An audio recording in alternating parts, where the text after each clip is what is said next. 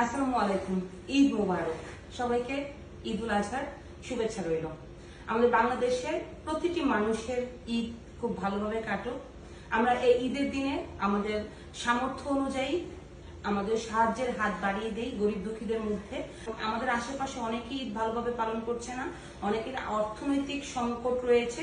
আসুন আমরা সাধ্যমতো দিয়ে তাদেরকে সহযোগিতা করি, যাতে এই ঈদের দিনে আমরা সবাই ভেদাভেদ ভুলে গিয়ে যাতে আনন্দের হাসিটুকু হাসতে পারি। সেই সাথে প্রবাসী ভাইদের প্রতি রইল আমার ঈদের শুভেচ্ছা, যারা খুব কষ্ট করে তাদের শ্রমের বিনিময় বাংলাদেশের রেমিটেন্স বাড়াচ্ছে। যেসব প্রবাসী ভাইরা ঈদে আসার কথা ছিল আসতে পারে নাই, যারা আত্মীয় স্বজন ভাই বোন রেখে দূরে খুব কষ্ট করে ঈদ করছে, সেই সব প্রবাসী ভাইদের প্রতি রইল আমার ঈদের শুভেচ্ছা।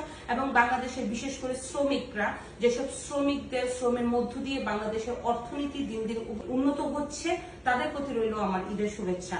আপনারা সবাই আমার জন্য দোয়া করবেন, আমরা যাতে ঈদ ভালোভাবে পালন করতে পারি। এবং আপনাদের প্রতি রইল আমার ঈদের শুভেচ্ছা। সবাইকে শুভকামনা রইল। আবারও ঈদ মোবারক।